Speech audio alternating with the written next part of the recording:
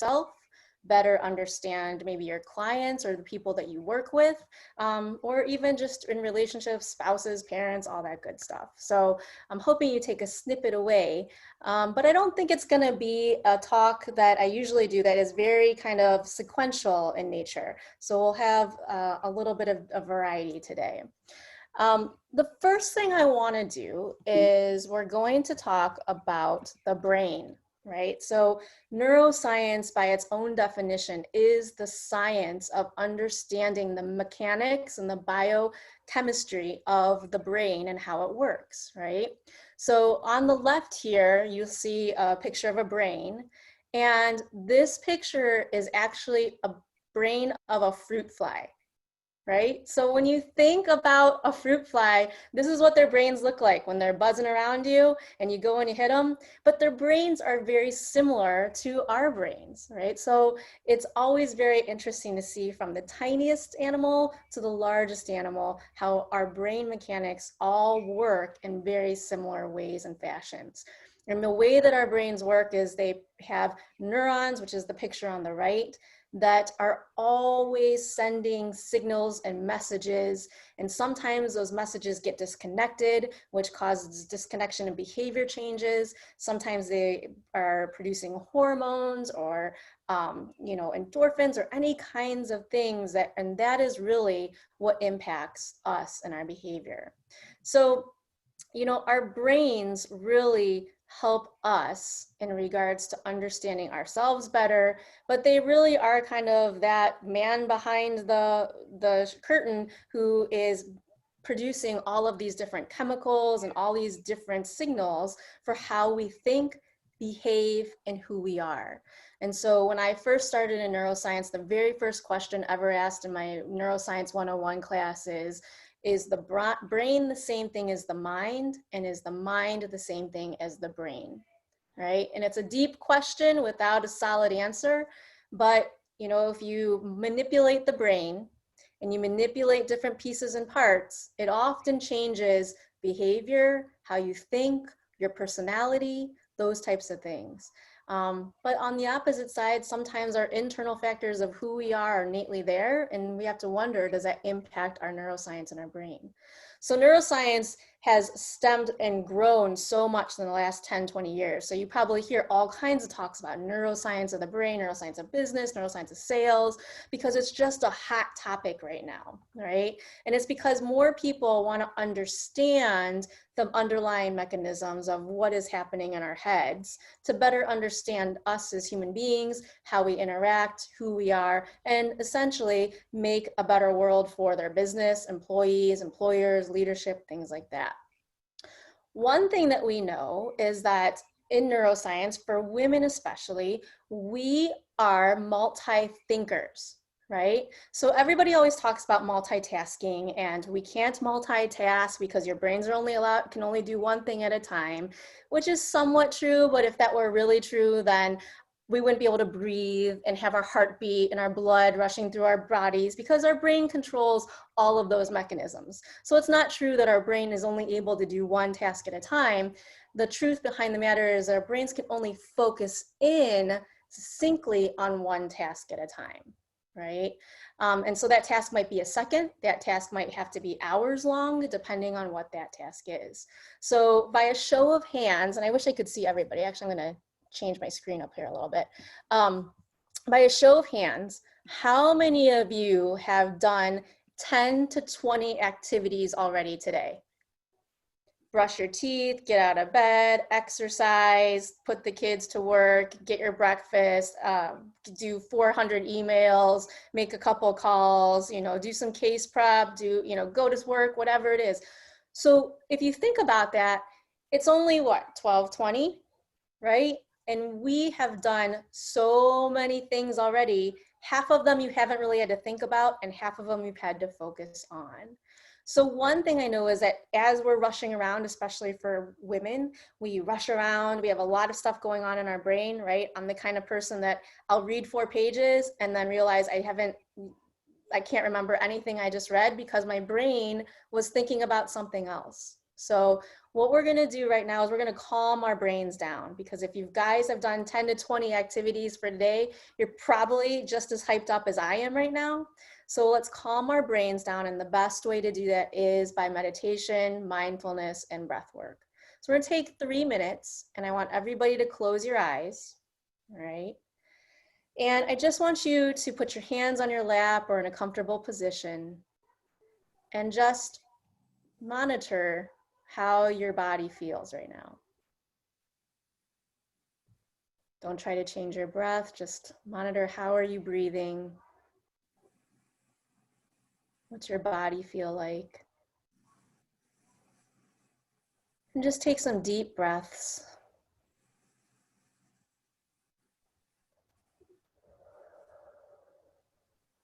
And I want you to imagine some warm water that's just inside of your body, and it's going to start at the top of your head. And it's inside, and just let it kind of wash away and comfort your brain, allowing that to relax. And then that warm water is going to filter down into your face, allowing your face and your jaw to just relax. And let the water then go down into your neck and flow all the way down to the tips of your fingers of the water as it calms and relaxes your arms and hands. Relax your chest and feel the warm water wash over your heart, allowing your heart to relax, and then into your bellies, down into your hips, through your legs. Let any water wash away any pain you may have in your knees or joints. And then all the way down into your ankles, your feet, and into your toes. Take a deep breath, let it out. And just open your eyes and monitor, how are you feeling now? Right? So as women, especially, not that men don't, but as women, we tend to go from one activity to the next activity to the next activity, to thinking, to doing all kinds of things all day long. And these types of activities, and that took us less than 3 minutes to just sit and calm yourself, often are the things that will bring your brain back to kind of a common area so that you can relax and really focus on the next thing that you want to focus on. Okay, so we as women are able to use these types of techniques, as well as men, to really focus and bring down our emotions. And so when I was thinking about this and going through this in our talk today, I thought, well, man, like women, we are really emotionally intelligent, right? And I thought, well, we are definitely more emotionally intelligent than men in my head. But as a scientist, I had to look up the research and make sure that was true. And the fact of the matter is that when we look at emotional intelligence, and emotional intelligence is our ability as human beings to understand emotions, to feel emotions, as well as to interpret other people's emotions as well as our own. All right, so that's EQ, or emotional intelligence, by Daniel Goleman. And what's interesting is that women, yes, we are, not surprisingly, better at emotional intelligence and tend to have a higher emotional intelligence than men in some aspects. So when we think about emotional intelligence, one of the biggest key players to emotional intelligence is empathy. And there's 3 types of empathy. There's cognitive empathy, and cognitive empathy really is just understanding emotion. right? So if I watch something on the news and I think it's sad, then I'm just saying to myself, oh, that's a sad story. So I can figure out what that emotion is, right? Emotional empathy is more about feeling the emotion, right? I watch the sad story, I see that it's sad, it's my cognitive empathy, but I'm also feeling sad. So I might tear up, I might have an emotional physical reaction, I might be sad myself, right? And then we have empathetic concern. And so empathic concern is I want to do something about this. I want to help somebody with that emotion, right? So that might be now, instead of me just thinking and feeling it, I take action and I donate to the cause, or I go start a nonprofit, or I become passionate about that subject, right? Or if somebody falls, I'm going to be the one that picks them up because I have more empathy for them.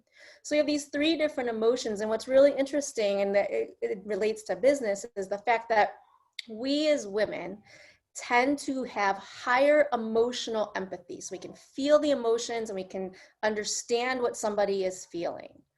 Men have a lower emotional empathy. So they tend to be able to have higher cognitive empathy where they can understand the emotion, but they don't necessarily feel that emotion as women do. Now, what's interesting is studies have shown that as we move up the ladder into leadership positions, and as we look at managers and executives, that kind of shifts where both men and women have equal cognitive and emotional empathy, right? So men are able in leadership positions to identify what kind of emotion somebody is having, but then they can also go from that identification to that feeling and even into the empathic concern. And same thing for women. So women can feel the emotion, but what women do differently is they actually then are able to strategically come off of the emotion and build off of that. Right? So in angry or stressful situations, women will tend to hold on to an emotion. So we think about it, right? We go over it over and over in our heads. We might talk to other people about it. We think about it for longer periods of time. Whereas men will feel the emotion, then they will, sorry, I have to get this, sorry, so I can turn it off for you guys.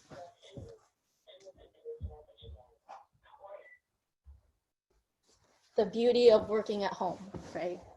So, but what men will typically do is men will feel the emotion, identify the emotion, maybe not feel it as much as a woman, but what they do is in these stressful situations is they understand it and then they go to strategically figure out how to solve the problem, right? In my head, I equate this to when you're thinking of a high school kid, right? They have an emotion. If it's anger, they might just have a quick fist fight, right? With their brother or their best friend. They're so mad at each other. They have a quick fist fight. And then what happens? They're playing video games or drinking a beer in college or whatever, like right afterwards. And women, we sit there and we go, what the heck? Like you guys were just fighting, right?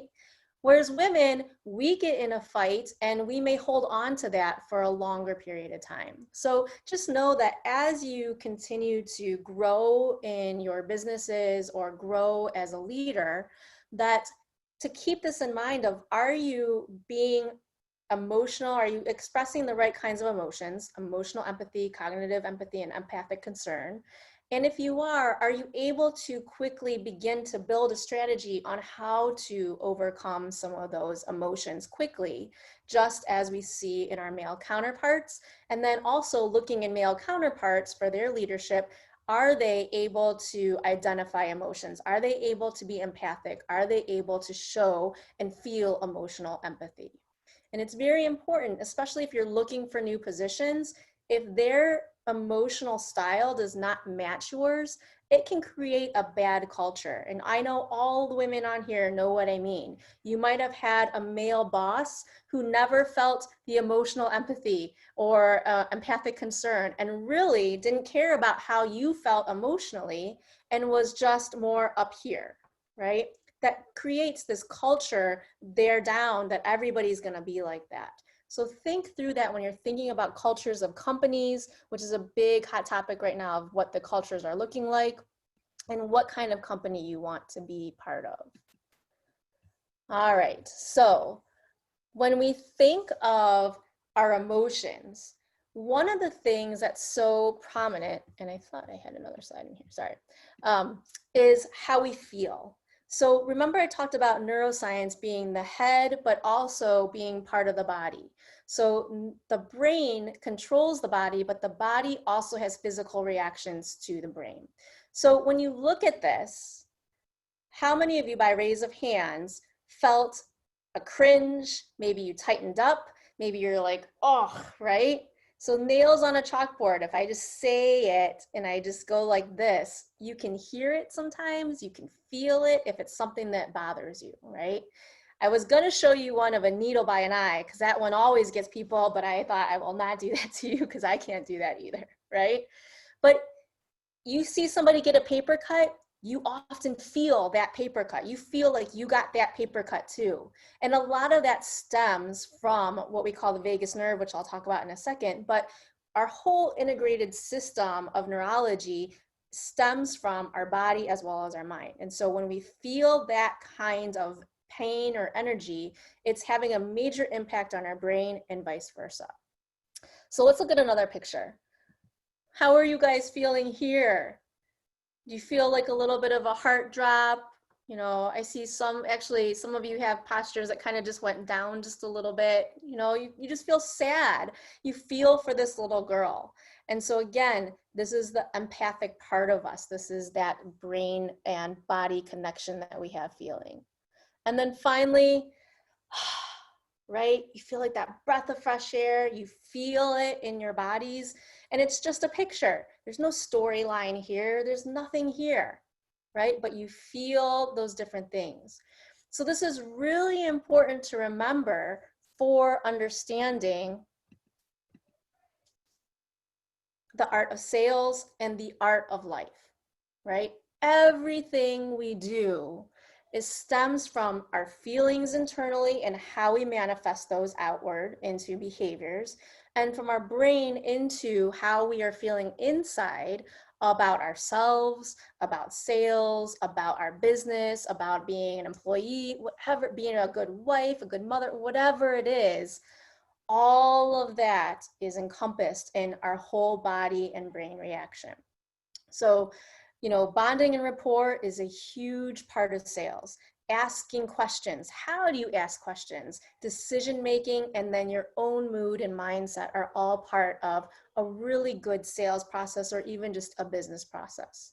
Now, all of you are probably sitting here going, well, I'm not in sales. And I would say you probably aren't in an official sales position, but I know many of you are. But everything we do in life, if you look at the definition of sales, is to negotiate or have a communication where I'm asking you questions or learning more about you. Thank you, Gail. I love it. Everything is sales, right? When I am talking to my child and he says, can I have a Reese's peanut butter cup? And I say no. And he says, well, when can I have one? That's sales, right? He's an automatic salesperson. I love it and I hate it all at the same time. So let's talk a little bit about bonding and rapport, right? The important pieces of bonding and rapport are almost all unconscious. Okay, so I think I've talked a little bit about this before in other talks, but just to reiterate, this is all unconscious, right? If I came here today and I was wearing my pajamas and I had my hat on and maybe I had like, you know, gloves and stuff on, you would either think, man, her house is really cold, or she's just not as professional, right?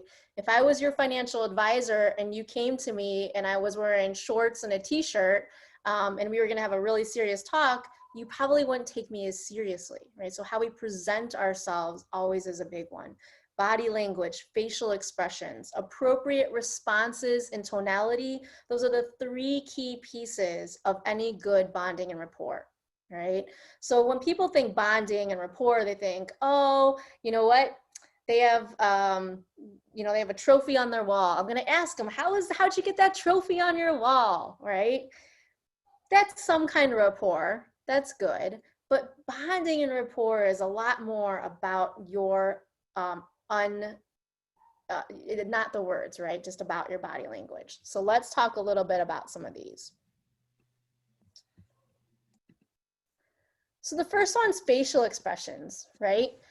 Our brains are able to distinguish different facial expressions by an early age of 6 months, right? So when they do studies with babies, they will put a baby in front of a monitor and they'll have all these different kinds of facial expressions. And what they find are that babies are able to distinguish between these facial expressions because the babies will stare longer as an expression changes. All right. Same thing with the mother. So babies will tend to look at their mothers longer than they would a stranger when they're very little. But as they continue to grow and they have more cognitive ability, they actually look at strangers more than they look at their mother because it's new and interesting, right? What's very interesting is that our capabilities of actually distinguishing very subtle emotions like anger or disappointment, that doesn't really happen until we're 14 or 16 years of age. And so all of this time as our brains are continuing to grow and as we continue to grow, it often takes us a very long time to be able to distinguish very subtle differences in different kinds of emotions.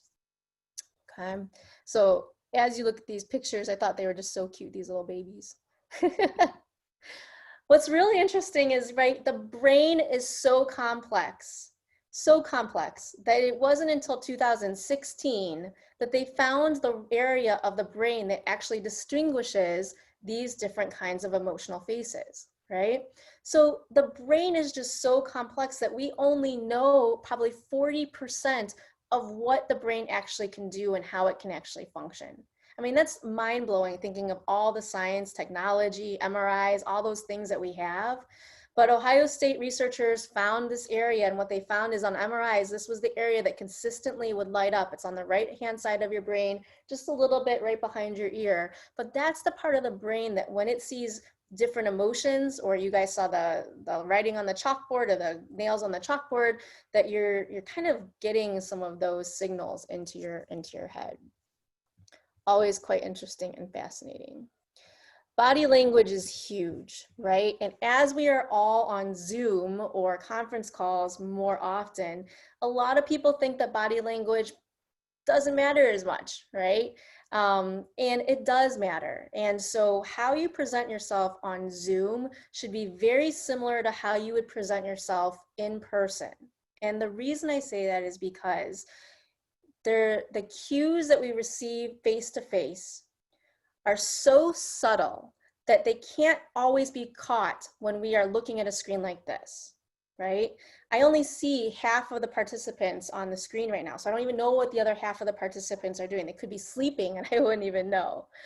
But your subtleties are so different and you can't see them as well when you're on Zoom. So when you are trying to get your points across, you want to be more extroverted, right? So things that make good bonding and rapport have been shown to be extroversion. So your willingness to have and initiate conversations, attractiveness, and that doesn't mean your beauty, but it means, do you look the part, right? Are you looking professional as you're networking, which I'm sure you'll learn in the next group or the next talk. Humor is a great one, right? So humor opens up all kinds of doors. And the reason it does that is because it produces so many good chemicals in your brain, from oxytocin to dopamine to serotonin to endorphins. So when I make you laugh, or if you laugh, then you're having all of these wonderful feelings. And because we associate internal feelings with external cues, the next time I see you, I'm gonna feel that same feeling, right? So I know Gail really well. So if I go and see Gail, I just know she's a lovely woman, right? She produces endorphins in my brain because I just love Gail, right? So the next time I see her, I feel those feelings. And not only do I feel them in my brain, but I feel them throughout my body where I just want to, like, you want to go up and give her a hug, right? So we have these endorphins that are there, and you guys have all had them probably one time or another. They produce changes in your focus. They produce changes in how happy you are. They produce changes in your energy levels, right? When we call this usually our first dates, right? So when you're first falling in love, all those infatuation times, that's the time when all these endorphins are really at its highest. But you have these every time you're networking, you're meeting new people, seeing other people, right? So humor, because it activates those naturally, in the system, and it produces a whole visceral reaction throughout the body, that is an excellent way to bond and rapport with people, right? And agreeableness has also been a great body language. And agreeableness doesn't mean I have to agree with everything you're saying. Agreeableness means, oh, like you like to vote? Well, great. You know, I really appreciate that you like to vote. That's like, you know, I'm not saying I like to vote. I'm just saying you like to vote. That's really nice, right? So just your ability to agree. We've talked a lot before about open and closed, right? So if I just sat here the whole time throughout my entire talk and I was like, so today we're going to talk about extroversion, attractiveness, humor, and agreeableness. And what we're going to do is I'm gonna focus in on the brain because the brain is pretty off. Like you guys would be sitting here going, oh my God, what the heck, right? So think about this though when you're talking on Zoom or doing any kind of meetings or any networking, because how you're set up will impact. So if you're set up and you have a camera that's coming this angle and somebody's only able to see one side of your face, they're not able, and their brain's not able to pick up all of the intricacies of what's happening, right? And that actually is somewhat disturbing to the brain because the brain's like, you're not doing it. Your brain is unconsciously saying like, what's going on the other side over there? What's happening? So if you want to have a good conversation where you're trying to get through facts, figures, or maybe just get to know somebody, straight on is really a good way to do it, right? Keep open language. And as you can see, I am always a person that uses my hands when I talk. Use your hands when you talk when you're on Zoom. If that's how you normally are, then you should continue to do that even when you're going through these different things. Other things are, because subtleties are hard to pick up, but things that are not subtle are easy to pick up on Zoom. Things like checking my phone, right? We all do it. You guys are all doing it right now. But anyways, so if I'm talking to you, right, and you're looking at your phone, I don't care for this talk, but if you were talking to me as a client and you check your phone and you keep checking your phone, that is an indication to my brain that you're not with me right now, right? And we do it all the time. We check email or do whatever, but just know that it's more important when you're on Zoom to not do that kind of behavior because it's just like a bright light that just comes on, right? Everyone can see it. It's very noticeable. When you're on a call like this, it actually is more noticeable because it's distracting. So if I'm looking right at Sally and I'm having a conversation, I'm looking at her, and then Gail takes out her phone, my eyes are going to divert to Gail right away. So I'm only picking on Gail because she's right in my eyesight here. So remember, as we're on Zoom and as you guys are doing more conference calls, probably from now until whenever, that these are things to still keep in mind, even though we're in a different environment. And then finally, tone. Tone is a really big one, right? We've all seen Ferris Bueller. If you haven't, you probably should, right? And you know the teacher that says, anyone, does anyone have any questions, right? So tone is really big because the brain gets ignited whenever we use different inflections and different tones. When you have a very monotone voice, then your tone actually can turn off signals in the brain so that the brain is not as engaged, is not as excited, okay? So you wanna use different tonalities. You want to do different kinds of tactics like mirroring. If I talk really fast, because I do talk really fast, but I have somebody that talks really slow, right? Or is more calm in nature. If I come with all the energy I have in a meeting, they are like, back up. Right? So you have to tone it down just a little bit. I typically have to tone it down a lot, but we'll see. All right. So body language, obviously another one. Don't forget about your conference call rapport, right? Just like Sesame Street, make sure you are doing good things. Color is always a really big one too, right? So if you're gonna do something, wear color. Like if you like color, like I like color, so wear colors. Because when you're on Zoom, it is more impactful. So if you're trying to stand out and you're trying to make a difference, or you're trying to have more impact, wearing colors on Zoom is also, or conference calls or Teams or whatever you're using, is really a good idea. Okay. Many of you guys have heard of the DISC personality assessment, and this is my favorite personality assessment. We use it all the time where I work, and there's Myers-Briggs, there's Strength Finders, there's all different kinds, and I've taken them all, and they all tell me that I'm the same person that everybody else tells me, so that's good, consistent.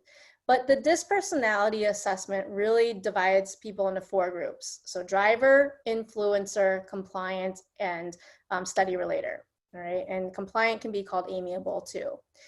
How many of you have heard of DISC? Lots, right? So for those of you who haven't, drivers are people, and I'm gonna go real simple, guys. So if you know the ins and outs of DISC, please don't try to be like, oh, that's not right. But so driver is somebody that is to the point, they get to the point, they don't like a lot of touching or hugging. Typically, they just wanna know, get down to business and be there. So that's typically our business owners, right? Sometimes they're not organized, they go from one thing to another and they're off, right? So you can lose them very quickly in the sales process from the time they say, yep, sign on the dotted line, to, hey, I'm not really interested anymore. Influencers are going to be more outgoing. They're going to be more emotional. They like high needs of approval. They're typically the person that you think of at a party that is making friends with everybody, right?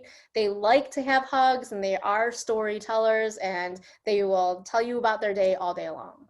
Study relaters are going to be more of our caregivers. They're the ones that never really want to rock the boat, right? So teachers, nurses, they're the ones that are like, everything sounds good, I think it could all work out, right?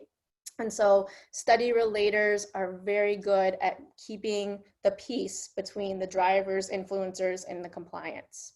And then compliance are typically our analyzers, right? They need facts and figures to make good decisions. They need to see the data, understand everything completely. They think very linearly. When they tell a story, they tell a story from start to finish. Sometimes there's some circular stories within there, but they always get to the very end, right?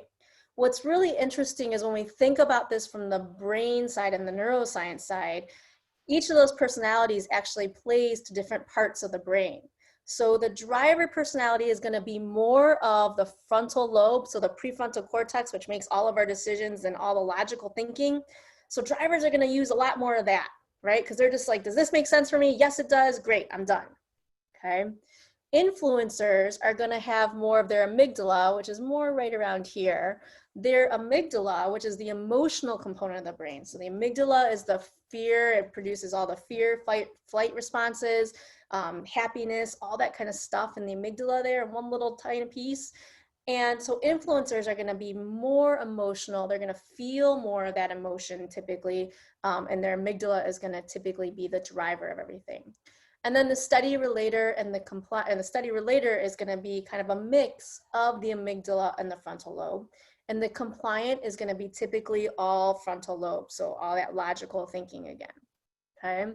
So when you think about who you are, who is your brain talking to for their brain?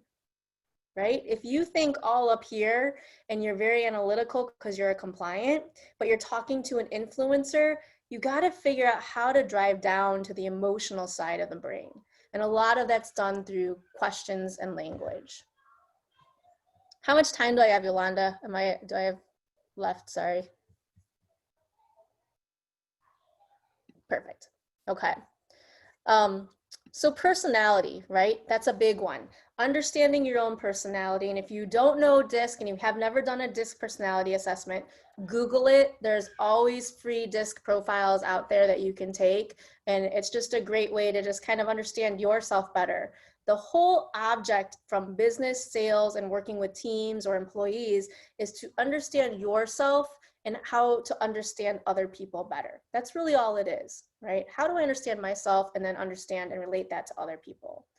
How you ask questions is really important, right? The questions you ask aren't as important as how you ask the questions. So it goes back to tonality. It goes back to all of the things we just talked about from body language, right?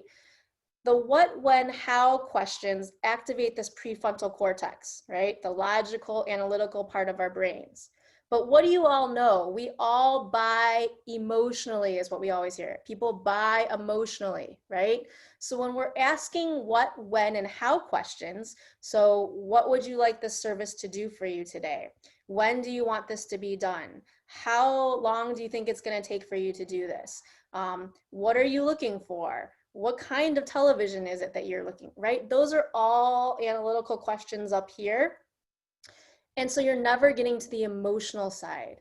So to get to the emotional side in the amygdala part of our brain, you want to use other kinds of questions. And those are going to be story-like questions. Those are going to be more questions that get to the heart of what it is that people are looking for.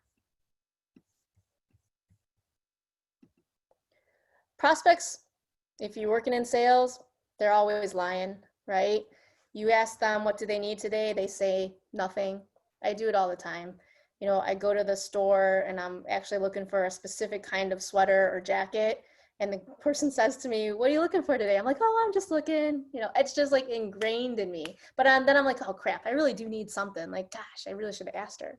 So prospects are always lying to us in the very beginning until they feel comfortable with the bonding and rapport, right? And the faster we can do that, the better. So one tip and tactic that you can use is you can use what we call mirroring. So mirror neurons. We have these specific neurons in our brain that are actually ignited and actually activate whenever we see somebody do a similar body language to us. So back to body language, right? So if I sit close in, I would probably imagine, if I didn't say this out loud, but some of you would actually find yourselves moving closer to the screen. If I start to sit back, some of you are naturally going to start to move back. And that's because your mirror neurons, and a lot of people are in tune to this, right? Going back to the empathy and feeling the emotions and feeling the body connection. Unconsciously, some of you are very good at that intuitive thinking where you're just naturally, not even thinking about it, going to do the same kind of movements that I'm doing, right? And the more you mimic somebody on Zoom or in front of them or at a networking event, the more likely that connection is going to be very strong in your bond. Okay, so mirroring. You can mirror what people say too by using 3 words, the last 3 words that they say. So Chris Voss, if you've not read any of his stuff, is an amazing negotiator. He negotiated for the FBI for many, many years. He has a masterclass on that masterclass podcast. He is great. So he uses mirroring in regards to use the last 3 words. Most people don't listen to everything you say, but if you just say their last 3 words in a question-like manner, it actually allows them to keep talking. So let's just say Laura says to me like, you know, I've just had a really great day. I'm gonna say, really, a great day? And then she's gonna say, yeah, I mean, it's just been really good. I had such a good time this weekend. You had a good time this weekend? Yeah, we went to the apple orchard and we did all these fun activities. My son was there. It was just really wonderful. Oh man, your son was there? Yeah, he's been home, right? So sometimes all you have to do is just say the last 3 words that they're saying in a very curious way to get them to keep talking and talk more so that you can learn more about them, right? Because prospects don't want to talk right away, this bonding and rapport technique helps quite a bit. All right, the thing I'm gonna wrap up with then is, I'm gonna skip this transactional analysis,